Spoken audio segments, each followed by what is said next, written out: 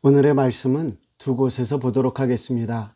첫 번째 말씀은 신약성경 마가복음 3장 27절의 말씀입니다. 사람이 먼저 강한 자를 결박하지 않고는 그 강한 자의 집에 들어가 세간을 강탈하지 못하리니 결박한 후에야 그 집을 강탈하리라. 다음 말씀은 누가복음 11장 21절과 22절에 있는 말씀입니다. 강한 자가 무장을 하고 자기 집을 지킬 때에는 그 소유가 안전하되 더 강한 자가 와서 그를 굴복시킬 때에는 그가 믿던 무장을 빼앗고 그의 재물을 나누느니라. 아멘. 할렐루야. 우리의 삶 속에서 이길 수 있도록 우리에게 힘과 용기를 공급하시고 이기심으로 우리에게 승리를 주시는 그 하나님의 이름으로 여러분들을 환영하며 축복합니다. 우리가 잘 알고 있는 손자병법이라고 하는 그 책에 보면 지피지기면 백전불패다라고 하는 말이 있죠. 나를 알고 적을 알면 무슨 뜻이죠? 100번을 싸워도 지지 않는다라고 하는 말입니다. 그런데 저는 오늘 말씀을 통해서 제가 이런 질문을 한번 떠올려 봤습니다. 뭐냐 하면 우리가 우리를 알면 지지 않을 수 있다고 하는데 과연 여러분들은 여러분 자신을 얼마나 알고 계신가 하는 질문입니다. 정말 자신은 나를 잘 알고 있다 스스로 생각하십니까? 그러면 그 다음에 주어지는 질문은 뭘까요? 그러면 당신은 적을 얼만큼 알고 있습니까? 라고 하는 거죠. 우리가 이 세상을 살면서 신앙인으로 살아간다고 할 때에는 우리에게 주어지는 싸움은 어떤 싸움이라고요? 영적인 싸움이라고 말을 했습니다. 그러면 내가 나를 안다는 얘기는 뭐죠? 나의 영적인 상태가 어떤지를 알아야 된다라고 하는 말일 것이고요. 또한 내가 적을 안다라고 했을 때는 사탄 마귀의 그 본성이 혹은 본질이 아니면 그의 능력이 무엇인지를 우리가 제대로 알아야 된다라고 하는 것 아니겠습니까? 갑자기 이런 생각을 해봤어요. 이사야서 41장 14절에 보면 버러지 같은 너 야곱아 너희 이스라엘 사람들아 두려워하지 말라. 나 여호와가 말하노니 내가 너를 도울 것이라. 내 구속자는 이스라엘의 거룩한 이인이라 라고 말을 합니다. 여기서 보면 야곱을 보면서 뭐라고 그랬어요? 버러지 같다라고 이야기를 했어요. 그러면서 이스라엘아 두려워하지 말래요. 여러분 야곱의 이름이 변하여서 이스라엘이 되었습니다. 그러니까 야 버러지야 두려워하지 마라 이렇게 말씀을 하고 있는 거거든요. 그러면 도대체 야곱은 왜 버러지와 같은 사람이 되었을까요? 정말 야곱은 버러지 같은 사람일까요? 여러분 우리가 야곱에 대해서 조금만 생각해 보면 이 버러지 같다라는 말이 그리 호락호락한 말은 아니었다라는 것을 알게 됩니다. 무슨 말이냐? 하나님이 아브라함을 선택하셨어요. 그리고 이삭을 통하셨어요. 그리고 야곱의 때 가서 12아들을 낳게 하셨지만 그들을 가나안에 머물게 하지 않으시고 어디로 보내셨어요? 애굽으로 보내셨어요. 그리고 430년이라는 시간 동안에 애굽에서 큰 백성을 이루게 하시고 다시 그 약속의 땅으로 그들을 데리고 오셨었던 그 전환점, 그 모멘텀이라고 할 수 있던 그 때가 누구의 때였느냐? 바로 야곱의 때였거든요. 그런데 그를 버러지라고 불렀습니다. 여러분, 그러면 제가 여기서 한 가지 더 질문을 해볼게요. 하나님은 그럼 오늘 나에게 그렇게 어쩌면 이스라엘에게 있어서 모멘텀이 되었었던 그 야곱에게도 버러지라고 했다면 오늘 저와 여러분들을 하나님은 무엇라고 부르시겠느냐 하는 거죠. 왜 이런 말씀을 드려요? 성도들이 오늘날 나는 하나님을 믿고 신앙생활을 합니다 라고 고백은 하지만 정말 중요한 것을 놓치고 잊어버리는 것 같아요. 그게 뭐냐? 신앙생활이라고 하는 것은 분명한 영적인 싸움이다. 신앙생활을 한다라고 하는 것은 사탄 마귀와 싸우는 일을 하고 있는 것이다 라는 거지요. 여러분, 우리가 영적 싸움을 싸운다? 사도 바울은 우리에게 이렇게 말을 하죠. 디모데후서 2장 3절에 보니까 너는 그리스도 예수의 좋은 병사로 나와 함께 고난을 받아라. 우리는 군사예요. 우리는 군인이라고요. 우리가 싸우고 있는 것은요, 그냥 어떤 부분적으로 싸우는 국지전이 아니에요. 목숨을 걸고 나라를 지키고자 싸우는 싸움이라는 이야기지요.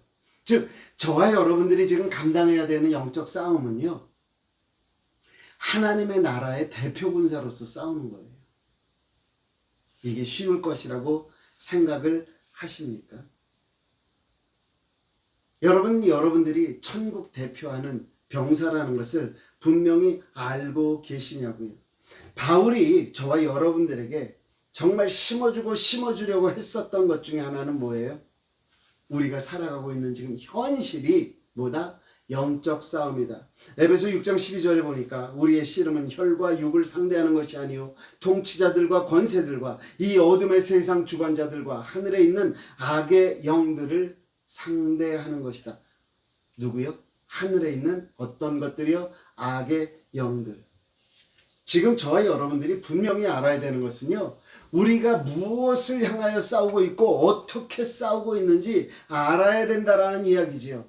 그렇기 때문에 베드로 사도는 베드로전서 5장 8절에 뭐라고 말합니까? 근신하라 깨어라 너희 대적 마귀가 우는 사자같이 다니며 삼킬 자를 찾는다. 여러분, 나는 누구예요? 사탄을 대적하여 싸우는 자예요. 사탄은 지금 누구를 찾아다니고 있어요? 삼킬 자를 찾아다니고 있어요. 여러분, 제가 한번 이런 생각을 해보자고요. 저희가 뭐냐면, 지금 내가 하나님 나라의 군사라고 해도 문제될 게 없을까? 한번 스스로를 돌아보며 생각해 보자고요. 과연 이것이 정말 그리스도의 군사된 삶인가? 돌이켜 생각해 보자고요. 그런데 이렇게 살면서 내가 신앙생활을 한다는 것이 나에게 아무런 갈등이 없느냐? 저는 그것을 묻고 있는 겁니다. 저는 오늘 말씀을 통해서 하나님이 저와 여러분들에게 하시는 음성을 듣기를 원하는데요. 그 첫 번째가 뭐냐? 우리가 영적인 싸움을 싸운다면, 우리가 사탄과의 힘겨루기를 하고 있다면, 오늘 말씀이 저와 여러분들에게 주는 첫 번째 교훈은 뭐냐? 하나님이 더 강합니다 라고 하는 겁니다. 하나님이 강하다. 사실 이렇게 말하면 좀 어설픈 얘기고요. 하나님은 절대 강자다. 이 말이 더 맞는 거죠. 요즘은요, 강한 자가 이긴다. 뭐 이런 표현보다는 강한 자가 살아남는다. 이런 말을 더 많이 쓰지요. 그러다가 또 바뀌었죠. 어떻게 해요? 끝까지 살아남는 자가 강한 자이다. 뭐 이렇게 표현이 자꾸 바뀌어가고 있습니다. 오늘 본문이 되고 있는 누가복음 11장 21절과 22절의 첫 문장을 보면 비교되는 단어들이 등장을 하거든요. 21절에 보면은 강한 자라고 하는 표현이 나오는데 22절에 가서 보면 뭐라고 그랬어요? 더 강한 자. 비교가 되고 있다라는 거죠. 여기서 쓰여진 강하다라고 하는 말은요, 이스쿠리오스라는 말인데요. 이 말을 우리 말로 번역을 하면 강하다, 크다, 힘이 있다, 뭐 이런 말이 되기도 합니다. 크다. 저는 이 말씀을 보면서 갑자기 그런 생각이 들더라고요. 우리 한국 사회에서 하는 말 중에 하나가 뭐냐면 목소리 큰 사람이 이긴다. 이런 표현이 있지 않습니까? 예, 맞습니다. 거기서 말하는 크다라는 뜻도 오늘 강하다라는 말과 동일한 단어를 사용하고 있습니다. 어쨌든 본문으로 돌아가서 오늘 이런 말이 나오게 된 배경을 살펴보면 예수님 주변에 모인 사람들이 예수님이 병을 고치고 귀신을 내쫓고 이러는 어떤 사역의 어떤 부분들을 보면서 무슨 생각을 하기 시작을 했냐면, 야, 저 사람은 아마 귀신의 왕이라고 하는 바알세불을 힘입은 것 같아. 그래서 큰 귀신이 와서 작은 귀신에게 나가라. 그래가지고 다 쫓아내고 있는 것 아닐까? 저 사람은 한마디로 귀신의 왕을 저가 모시고 있는 것 아닌가? 이렇게 이야기를 하고 있습니다. 그때 예수님이 하시는 말씀이 마태복음 12장 26절에 이렇게 말을 합니다. 만일 사탄이 사탄을 쫓아내면 스스로 분쟁하는 것이니 그리하고야 어떻게 그의 나라가 서겠느냐. 지들끼리 싸워서 될 게 뭐냐라고 하는 이야기를 하는 거죠. 그러면서 이어서 28절에 이렇게 말씀합니다. 그러나 내가 하나님의 성령을 힘입어 귀신을 쫓아내는 것이면 하나님의 나라가 이미 너희에게 임하였느니라. 무엇을 말하는 거죠? 귀신을 내쫓는 그 힘이 바알세바를 힘입은 게 아니라 내가 하나님의 성령을 힘입었다라고 말씀을 하는 거죠. 말씀을 준비하다가 문득 또 떠오르는 생각이 있었어요. 그게 뭐냐면 요즘 한국의 젊은이들은 외국의 문화에 대해서 굉장히 개방적이더라고요. 그러다 보니까 제가 언젠가 한번 불금을 즐기러 그 홍대 입구를 간 적이 있었습니다. 한국 방문할 때. 근데 거기 가서 뭐 젊은 사람들이 있는 것도 보고 그랬어요. 근데 제 눈에 탁 띄어졌던 것 중에 뭐가 있었냐면 타로라고 하는 점집이 있더라고요. 근데 그게 그 자리세가 얼마나 비싸겠어요. 근데 그 빌딩에 자리를 잡고 있더라고요. 제가 그 전에 탑골공원 근처를 갔을 때 종로에 많은 그 포장마차만한 조그만 그 리어카라고 그랬죠. 옛날에 그 차들이 마차 같은 것들이 쭉 늘어서 가지고 궁합, 점 뭐 이런 걸 보는 걸 봤거든요. 그런데 그 홍대 입구는 그 비싼 자리인데 거기서 타로점을 보고 있더라고요. 제가 그거를 보면서 옛날 생각을 떠올렸는데요. 한번 이런 질문이죠. 자, 제가 목사예요. 타로점을 보러 들어갔다고 한번 가정을 해보자. 틀렸으면 뭐라고 얘기를 할까요? 그 점이 틀리면 그럴 줄 알았어. 다 그런 거지. 그럴 거예요. 근데 문제는 그 점이 맞았어요. 그럼 어떻게 해야 되죠? 타로점이라는 건 분명히 어떤 귀신적인 부분인데 악한 영의 부분인데 목사가 들어갔어요. 근데 점이 맞아요. 그럼 어떻게 되는 거죠? 여러 가지 이야기할 수 있죠. 그런데 한 번쯤은 내가 스스로를 돌아보면 심각하게 생각해야 되는 건 뭘까요? 정말 내 속에 하나님의 영이 계신 게 맞을까? 예전부터요. 무당들은요. 그들이 굿을 할 때에 교인들이 오는 거를 굉장히 싫어했죠. 예수 믿는 사람은 가라고 그랬죠. 왜요? 하나님의 영이 그 자리에 있으면 그 하나님의 영을 가진 자가 어린이든 어른이든 상관없이 악한 영이 그 자리에서 역사하는데 부담스러워하고 역사할 수가 없었어요. 자, 그렇다고 하면요. 저와 여러분들이 알아야 될 건 뭘까요? 우리 하나님은 그 무엇보다도 어떻다? 더 강하다. 이 말을 여러분들이 가장 많이 들었던 표현을 할까요? 전능하시다. 그렇게 표현할 수 있을 겁니다. 여러분, 우리가 알아야 될 것은요. 하나님이 우리와 함께 하시면, 하나님이 우리의 삶에 개입을 하시면요. 우리를 이길 자가 있다 없다. 없다라는 거죠. 고린도전서 1장 25절의 사도 바울의 이야기입니다. 하나님의 어리석음이 사람보다 지혜롭고 하나님의 약하심이 사람보다 강하니라. 하나님의 약하심은요. 우리가 약하다고 말할지라도 이 세상 무엇보다도 강하셔요. 왜? 하나님은 절대 강자요. 하나님은 전능하시기 때문입니다. 그런데 우리는 왜 세상에서 떨며 살아가고 있을까요? 세상이 강하고 커 보이기 때문입니다. 예수님께서 공생애를 시작하기 전에 40일을 금식을 하시죠. 그리고 어느 날 시험을 당합니다. 마귀가 예수님에게 와서 이렇게 시험을 합니다. 마태복음 4장 8절 이하에 보니까 마귀가 또 그를 데리고 지극히 높은 산으로 가서 천하만국과 그 영광을 보며 이르되 만일 내게 엎드려 경배하면 이 모든 것을 내게 주리라. 이 시험을 예수님이 어떻게 하셨어요? 이기셨어요. 여기서 우리가 기억해야 할 것은 뭡니까? 사탄이 원하면 이런 권세를 줄 수도 있다 없다. 있다라는 사실이에요. 왜? 그를 공중에 권세 잡은 자라고 그랬거든요. 이 권세를 가지고 우리를 회유합니다. 때에 따라서는 우리를 협박합니다. 그는 어쩌면 세상의 모든 것을 가진 자처럼 보입니다. 에베소서 2장 2절에 보니까 그때 너희는 그 가운데에서 행하며 이 세상 풍조를 따르고 공중의 권세 잡은 자를 따랐으니 곧 지금 불순종의 아들들 가운데서 역사하는 영이라. 공중의 권세 잡은 자를 따랐대요. 그런데 그가 그렇게 하는 이유는 뭐죠? 우리를 죽게 하기 위해서. 다윗은 현실의 삶 속에서 이런 말을 했습니다. 시편 56편 2절에 보니까 내 원수가 종일 나를 삼키려 하며 나를 교만하게 치는 자들이 많습니다 라고 얘기를 했어요. 내 원수가 나를 어떻게 해요? 종일 삼키려고 했다라는 거죠. 이에 대해서 우리 하나님은 뭐라고 말씀하십니까? 마태복음 10장 28절에 보니까 몸은 죽여도 영혼은 능히 죽이지 못하는 자들을 두려워하지 말고 오직 몸과 영혼을 능히 지옥에 멸하실 수 있는 이를 두려워해라.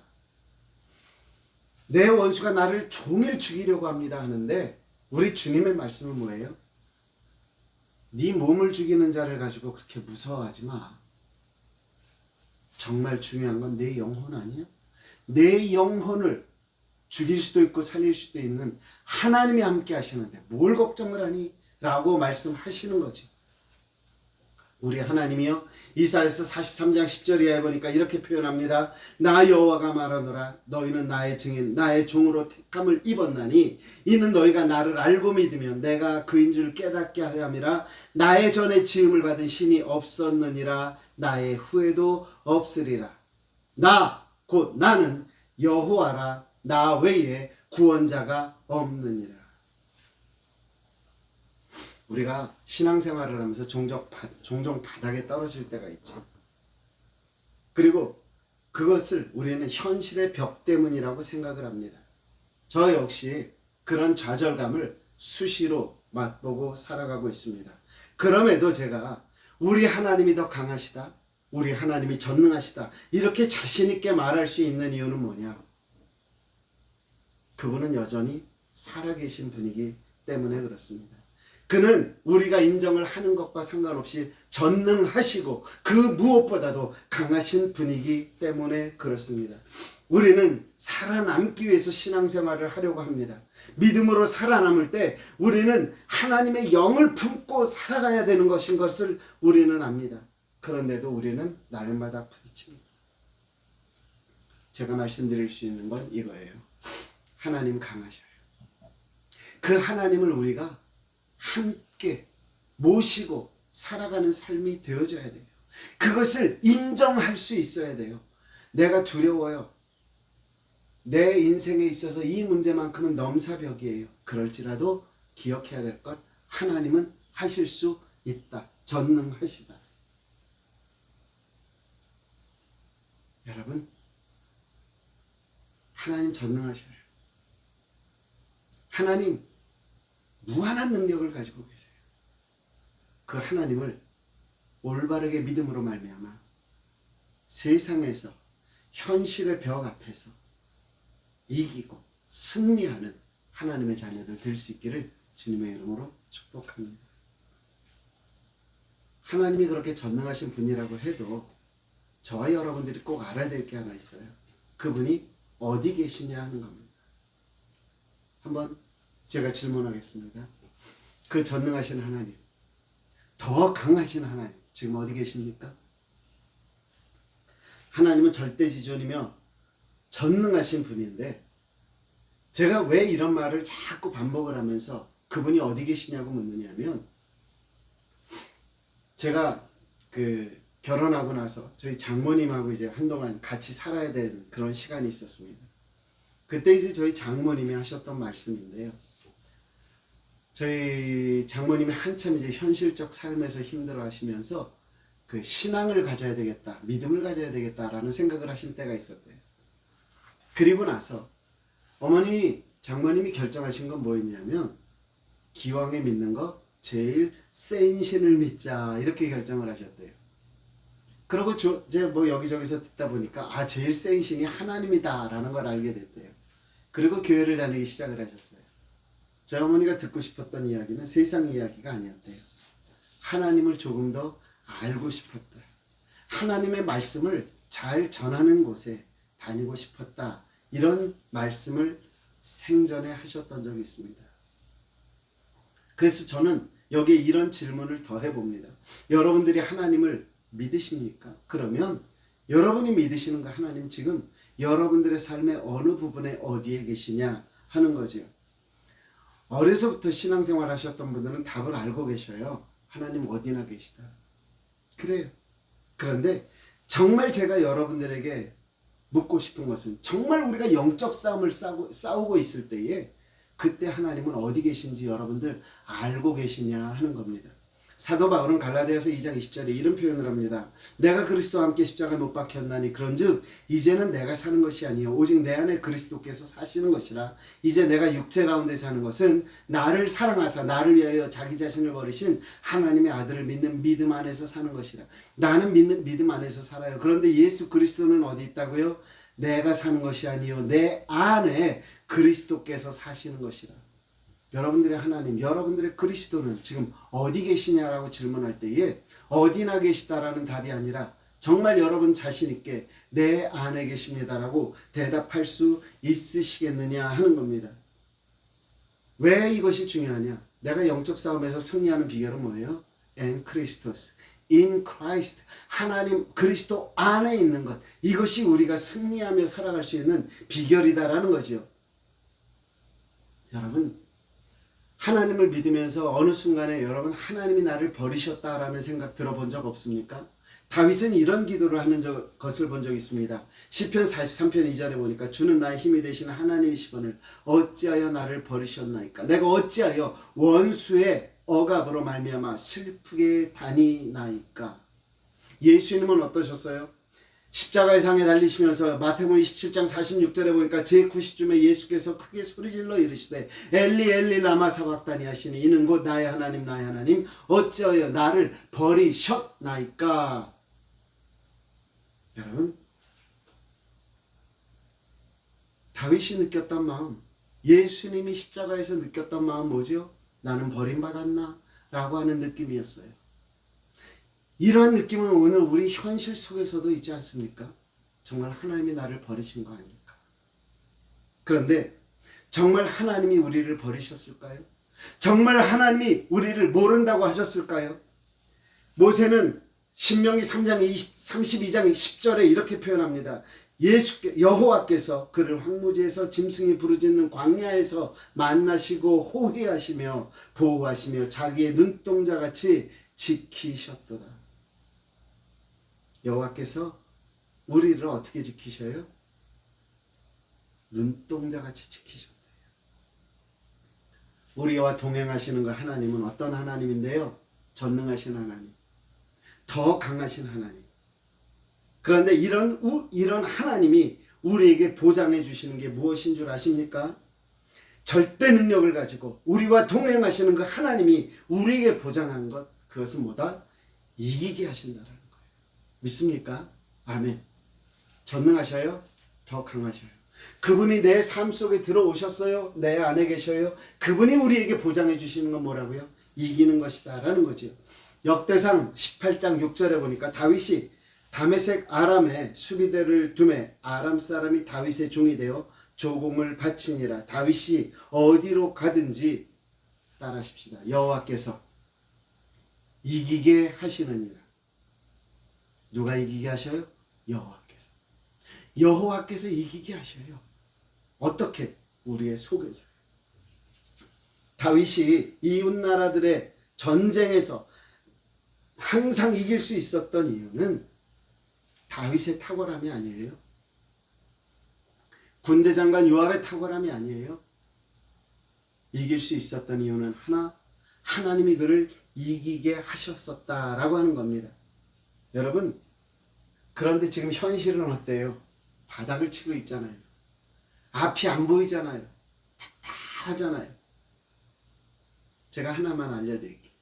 성경에서는요, 하나님의 때에 대한 이야기가 나오는데 하나님의 때는 인간이 생각하는 그 시간의 흐름의 때와는 다릅니다. 그래서 인간이 말하는 그 시간의 흐름을 크로노스라고 부르면 하나님의 때는 카이로스라고 부르죠. 그래서 크로노스라고 하는 건 횡적인 흐름이다 라고 생각을 하면 카이로스라고 하는 하나님의 때에 대한 개념은 종적이에요. 어느 순간이죠. 우리의 입장에서 보면 순간이에요. 그게 하나님의 시간이요, 하나님의 때거든요. 그런 일이 어디서 나타나냐면 예를 들어서 나아만입니다. 나아만이 요단강에 들어갑니다. 목욕을 합니다. 엘리사가 7번 목욕을 하라고 그랬으니까 7번을 합니다. 그러면 인간의 크로노스적인 개념에서는 한 번 들어갔다 나오면 어떻게 돼요? 조금 나아야 돼요. 그렇죠? 2번 들어갔다 나오면 또 조금 더 나아야 돼요. 3번 들어갔다 나오면 좀 더 나아야죠. 그렇게 해서 7번을 탁 들어갔다 나오면 어떻게 된다? 깨끗해진다. 이것이 누구의 시간의 개념이죠? 우리의 인간의 시간의 개념이죠. 하나님은요? 아니에요. 한 번 들어갔다 나왔어요. 그대로예요. 2번 들어갔다 나왔어요. 그대로예요. 3번 그대로 들어갔다 나왔어요. 그대로예요. 나만이 화가 나서 이씨 관둘까보다. 아유 7번인데 조금만 더 하면 되는데 해보시죠. 5번, 6번 아무 변화가 없습니다. 7번째 들어갔다 나왔습니다. 성경이 말하기를 아이의 피부와 같이 되었다. 여러분 이스라엘 백성들이요 여리고 성을 무너뜨릴 때도 똑같았어요. 한 바퀴 돌았어요. 2바퀴 돌았어요. 3바퀴 돌았어요. 아무것도 안 변해요. 언제요? 마지막에 7바퀴를 돌고 와! 라고 하는 함성을 지를 때에 여리고성이 무너졌습니다. 한 바퀴 돌고 조금 무너지고 2바퀴 돌고 조금 무너지고 돌만 나잖아요. 그렇죠? 그런데 하나님은 그런 분이 아니시더라고요. 하나님의 때에 하나님의 방법으로 수직적으로 일을 하시는 분이다 라고 하는 거죠. 그렇기 때문에 제가 여러분들에게 묻는 겁니다. 하나님 지금 어디 계세요? 여기 계세요? 그러면 염려하지 마세요. 왜? 반드시 승리한다 라고 하는 거죠. 그렇기 때문에 신명기 31장 6절에 모세는 우리에게 이렇게 말하죠. 너희는 강하고 담대하라. 두려워하지 말라. 그들 앞에서 떨지 말라. 이는 내 하나님 여호와가 그가 너와 함께 계시고 결코 너를 떠나지 아니하시며 버리지 아니하실 것입니다. 이어서 8절에 가면 이렇게 말합니다. 그리하면 여호와 그가 내 앞에서 가시며 너와 함께 하사 너를 떠나지 아니하시며 버리지 아니하시리니 너는 두려워하지 말라. 놀라지 말라. 여러분 하나님이 내 삶에 계십니까? 내 중심에 계십니까? 그렇다면 여러분들은 반드시 승리할 겁니다. 악한 영과의 영적 전쟁에서 분명히 이길 것입니다. 공중권세 잡은 자 아무리 겨뤄도 하나님이 주시는 그 힘으로 우리는 이길 것이고 지금의 현실적인 모든 문제는 답답할지라도 결국은 하나님이 주시는 평안을 우리의 마음에 품을 수 있게 되지 않겠느냐 하는 겁니다. 아무쪼록 여러분 예수 그리스도를 마음에 품고 전능하신 하나님을 내 삶 가운데 모시고 영적 싸움에서 승리하며 살아가는 반드시 이긴다라고 하는 확신을 가지고 살아가는 하나님의 군사, 하나님의 백성, 하나님의 자녀 되시기를 주님의 이름으로 축복합니다. 하나님은 어떤 분? 더 강한 분, 전능한 분. 그분이 어디 계셔요? 내 속에 계셔요. 하나님을 믿는다고 그럼 모든 문제가 다 해결되면 얼마나 좋겠어요. 그렇죠? 우리가 흔들려요? 안 흔들려요? 제가 여러분들에게 말씀드렸잖아요. 세례 요한이 세상적이 지고 가는 하나님의 어린 양이라고 예수 그리스도가 그리스도이심을 가장 먼저 알아봤던 세례 요한이 제자들을 예수님한테 보내면서 뭐라 그래요?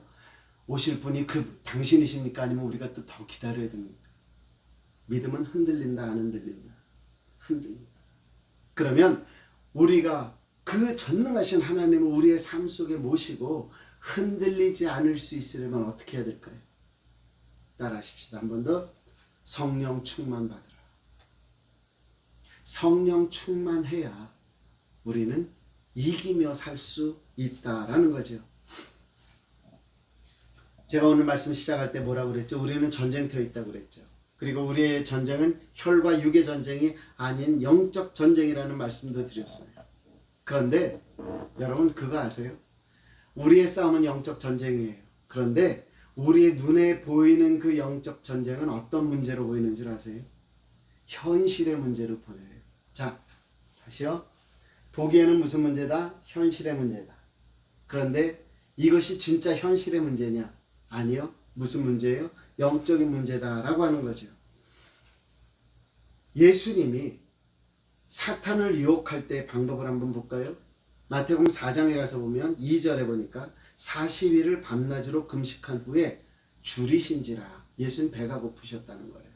그런데 3절에 가서 보면 시험하는 자가 예수께 나와 이르되 내가 만일 하나님의 아들이거든 명하여 이 돌들로 떡덩이가 되게 해라 라고 말을 합니다.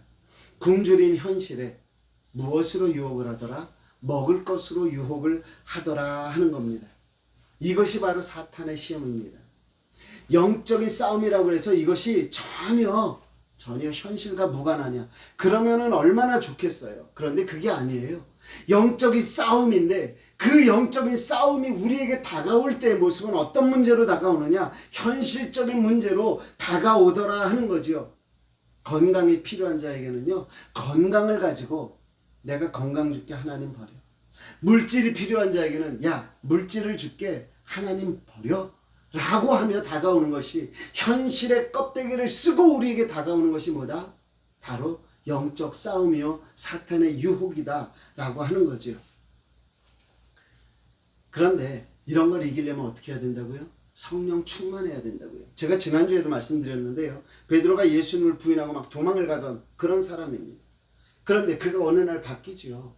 그에게 전환점이 생겼습니다. 그러더니 지나가다가 태어나면서부터 안전뱅이였던 사람을 예수 그리스도의 이름으로 일으켜 세웁니다.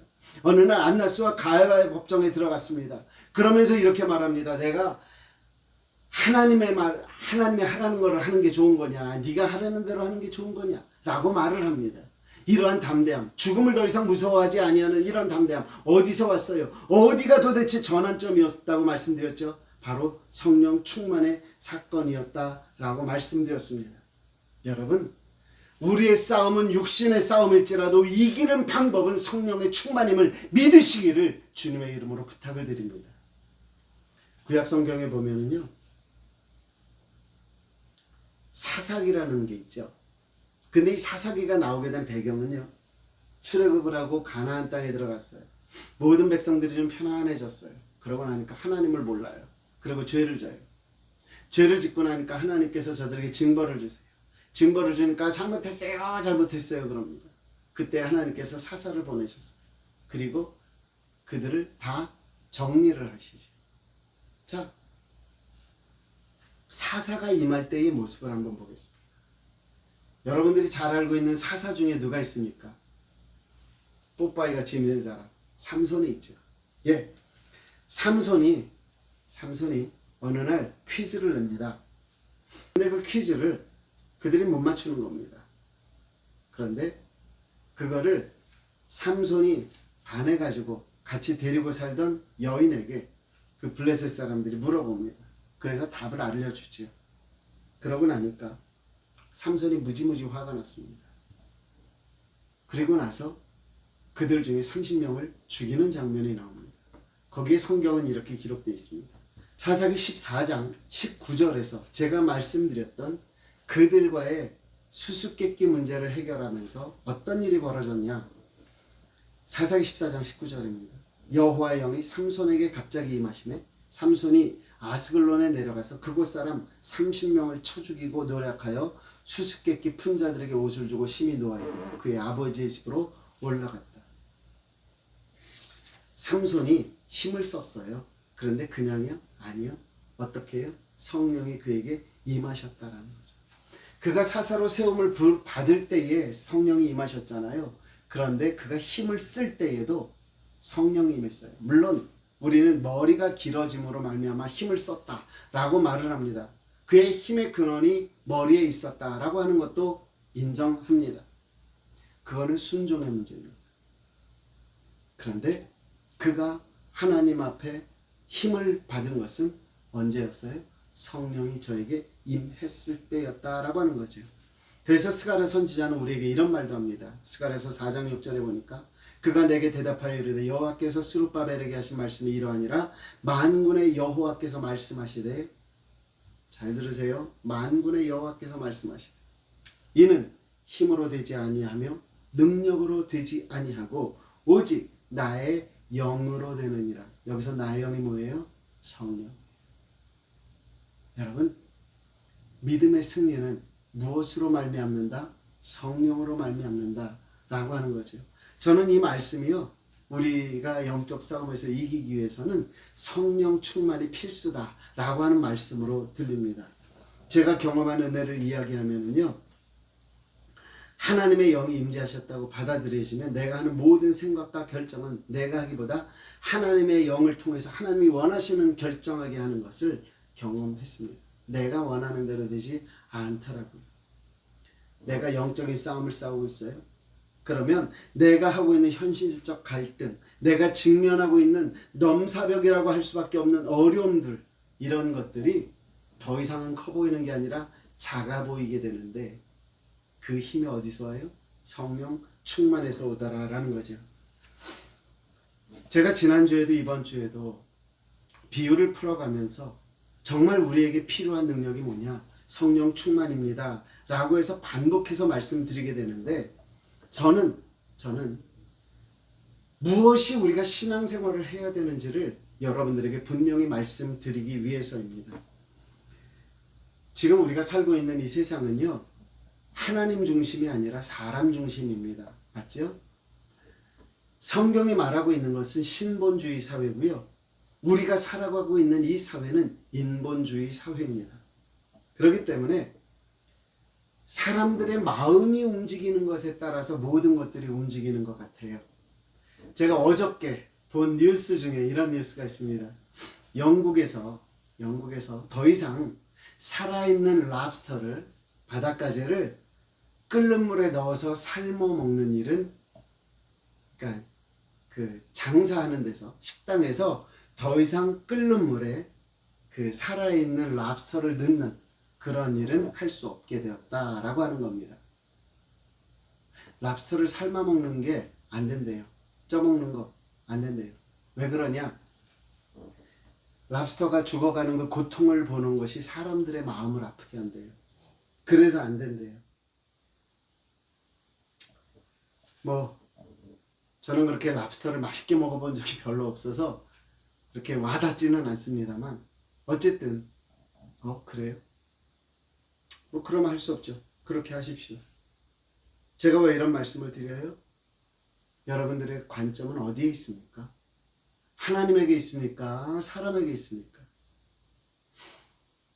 아까 말씀드렸듯이 하나님이 내 속에 있어야 나는 영적으로 이길 수 있어요. 그런데 때에 따라서 하나님의 그 보는 눈은요, 어떻게 보인다? 원수를 원수로 보게 하고 사랑을 사랑으로 보게 한다라는 거죠. 무엇이 정말 옳은 결정이고 무엇이 신본주의의 마음이냐, 이것을 결정하는 가장 큰 기준은 뭐가 될까요? 내가 은혜 받았다, 불이 내게 임했다, 이런 걸까요? 물론 그것도 일부는 작용할 수 있겠지만, 이것이 하나님의 원하시는 바다, 이것이 하나님의 뜻이다, 이런 것들을 깨달아가는 데 있어서 가장 중요한 기준은 저는 말씀이라고 생각을 합니다. 그런데 하나님의 말씀을 알지 못하니 도대체 무엇이 하나님의 뜻이고 무엇이 성령이 임하는 것인지 알지를 못하더라는 거죠. 어떤 분은 기도원에 가서 악령을 받고 왔어요. 성령을 받은 게 아니라. 그래가지고 제가 신학교 다닐 때에 많은 분들이 그런 어떤 기도의 능력이 있는 분들이 있었어요. 그래서 7, 8명이 며칠 동안 금식을 하고 그 전도사님을 앞에 놓고 기도를 하는 겁니다. 기도를 하면서 막 기도를 하는데, 그 악한 영이 어디서 들어갔냐 그랬더니 기도원에서 들어갔대요. 물론 그것도 거짓말이라 그럴 수 있겠죠. 그런데 여러분, 이런 거예요. 기도원에 갔다고 성령만 받는 게 아니더라는 거예요. 그럴 수도 있더라는 거지요. 그게 옳은 것인지 잘못된 것인지를 구별할 수 있는 방법은 한 가지였습니다. 말씀. 여러분, 교회 출석하는 사람은 많습니다.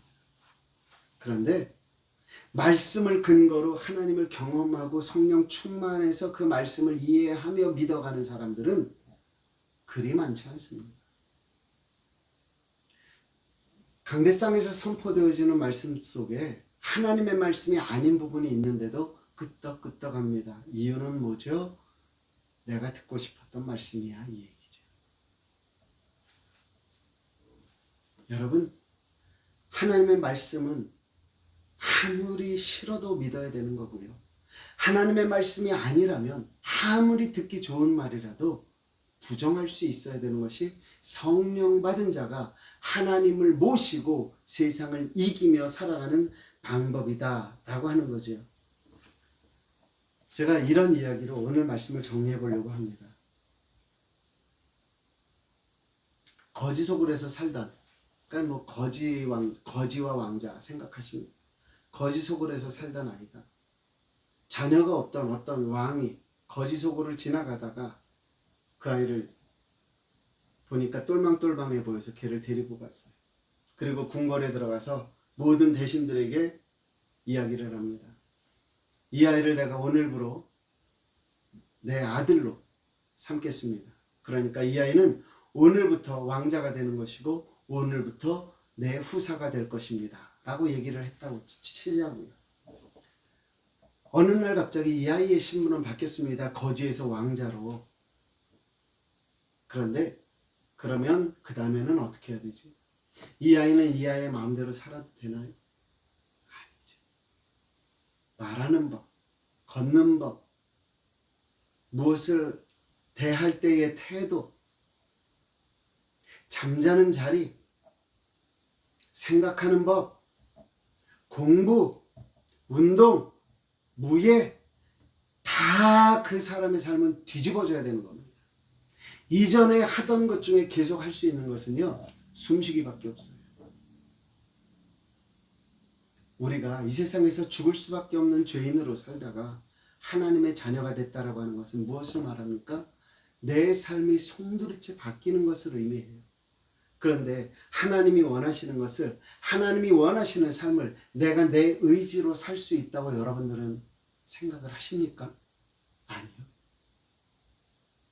우리의 힘으로는 할 수 없습니다. 그래서 우리가 하는 게 뭔 줄 알아요? 기도입니다. 하나님, 내 힘으로 안 돼요. 하나님, 부족해요. 하나님, 도와주세요. 원수까지 사랑하라고요. 네, 하나님, 하려고는 하는데 그 원수의 이름만 내 입에서 나오면은 막 불이 일어나고 막 죽이고 싶어지는데 어떡할까? 이게 진짜 우리의 모습 아니냐?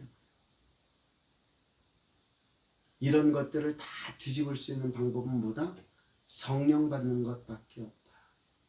제가 지난주에도 그랬죠. 술에 취하면 술의 힘으로 움직인다. 우리가 새 술에 취하면, 성령을 받으면 누구의 힘으로 움직여요? 성령의 힘으로 움직인다라는 것 아니겠습니까? 지금 내가 만약에 영적 싸움에서 날마다 패하고 있다면, 현실적 삶 앞에서 날마다 절망하며 일어나지 못하고 있다면 우리는 생각해야 되는 겁니다. 왜 내가 못 일어나고 있을까? 내가 왜 영적 싸움에서 지고 있을까? 교회만 출석하면 저절로 하나님 나라 초청장 받는다. 아니라니까요. 하나님이 원하시는 예복을 입어야 돼요. 믿음이라는 예복이 필요해요. 그 믿음의 예복은 뭐예요? 하나님이 강하다라는 거예요. 내 삶에 임재하셔야 된다라는 거예요. 성령 충만을 받아야 된다라는 거예요. 이것이 믿음의 예복이고요. 천국 갈 때 들어가는 예복이 된다라는 거죠. 여러분, 이기고 싶습니까? 현실의 벽을 극복하고 싶으십니까? 하나님을 내 삶 속에 모시고 이기는 삶을 살고 싶으십니까? 성령 충만한 삶을 사모하는 우리 모두가 되기를 주님의 이름으로 축복합니다. 그래서 성령의 능력으로 나를 이기게 하시는 그 하나님의 강하심으로 하루하루 살아가는 동안 현실이라는 것으로 가장하여 다가오는 그 사탄의 영적 싸움에서 반드시 이기고 반드시 승리하는 성령 충만한 하나님의 자녀들 될 수 있게 되시기를 주님의 이름으로 축복합니다. 좋으신 아버지 감사합니다. 하나님은 강한데 나는 왜 맨날 지면서 살았을까요? 하나님은 능력이 있으신데 왜 나는 날마다 도망가는 삶을 살았을까요? 이 시간 주님 앞에 간절히 바랍니다. 내 삶 중앙에 와 주시옵소서. 주님을 내 마음 한복판에 모시고 성령 충만함으로 이 세상에서의 삶을 이기며 살아가는 우리 모두가 되게 하여 주시옵소서. 성령 충만 사모하며 육신의 삶에서 승리할 것을 기대하며 오늘 하루도 주님 앞에 무릎 꿇는 저희들 될 수 있도록 인도하여 주시옵소서. 감사합니다. 예수님 이름으로 기도드렸습니다. 아멘. 성령 충만함으로 이 한 주간도 승리하는 우리 모두가 되기를 주님의 이름으로 축복합니다.